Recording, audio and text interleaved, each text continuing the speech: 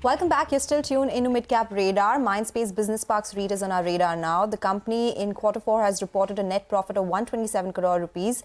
The occupancy has improved while rents have increased on a YOY basis as well. To discuss more on their Q4 performance, Ramesh Nair, the CEO of Mindspace Business Parks REIT, is joining us now.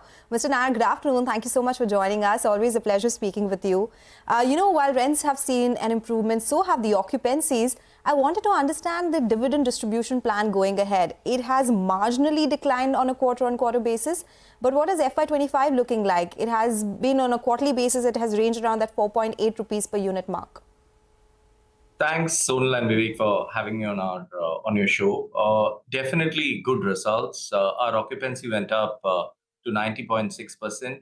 Non-SEZ occupancy was at 96%. We saw a total of 2 million square feet of quarterly leasing.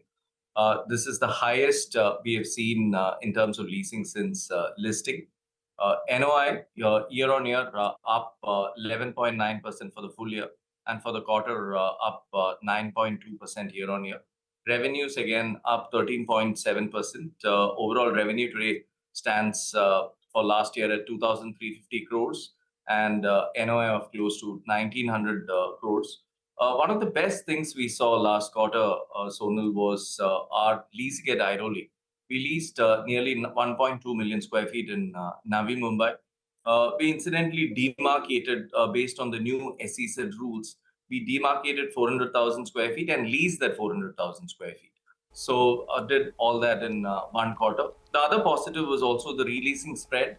For last quarter, the releasing spread was 16.7%, and for the full year, we saw a releasing spread of 14.3%. On the NDCF, we see that definitely going up this financial year. All things in the market, whether it's the post-pandemic demand, the consolidation which we're seeing in the industry, the demand from GCC and tech companies, reduced vacancies, the clients looking for parks which are sustainable, which give them business park feel, how the REITs have been doing, the market, how overall flex spaces are doing. All this is pointing at a good year in FY25, and I clearly see the NDCF going up this year. Right. Good afternoon, Mr. Nair. Thank you so much for joining us. You mentioned that you saw almost 2 million square feet of gross leasing activity in Q4. How much of it was fresh leasing activity? How much of it was releasing? And when you're talking about releasing, are the leasing happening at higher take rates? So last year, if you look at the overall gross leasing numbers, Vivek, we leased close to 3.6 million square feet. Given that we have large parks, there's always some amount of expiries which happen. That's part and parcel of being a REIT managing 33 million square feet. Overall market, from an India market point of view, it was a very good quarter.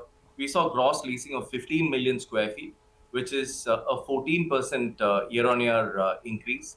It's one of the best first quarter calendar quarters ever, and also the third consecutive quarter where leasing has crossed 15 million square feet. Surprisingly, what was the big positive was that domestic occupiers took nearly 53% of leasing activity. And the 60 million square feet of gross leasing, which we saw in 2019 and in 2023, that seems to be becoming a norm. But definitely what we have seen is post-election, if you look at 2014 or 2019, the demand is typically accelerates after election results. And all our four cities where we have a presence, whether it's Hyderabad, Pune, Mumbai or Chennai, all of them seeing some good amount of RFPs. We total those RFPs to close to a 15 million square feet number. Okay. Mr. Nair, now that we've spoken about how last year was, let's try and understand what the future will look like. You said dividend will be higher.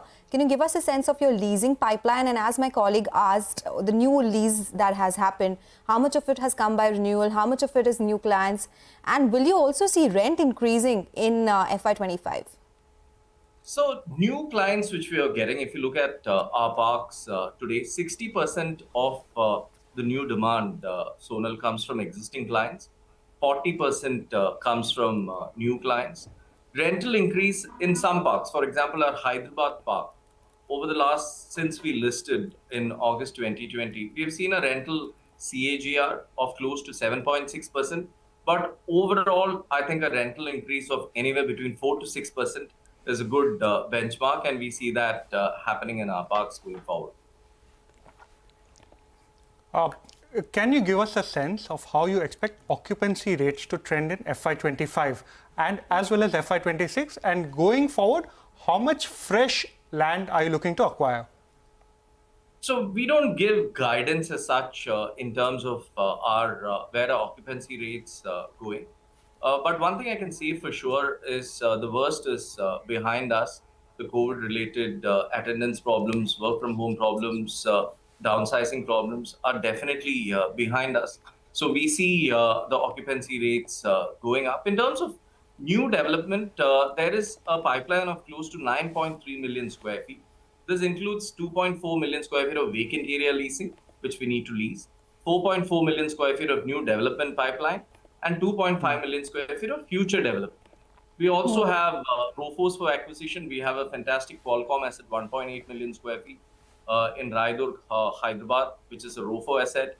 We have a 1.6 lakh square feet asset of BKC. The sponsor also has close to 15 million square feet in the pipeline. So multiple development opportunities, future development opportunities, ROFO opportunities, all this will add to NOI resulting in higher NDCFs.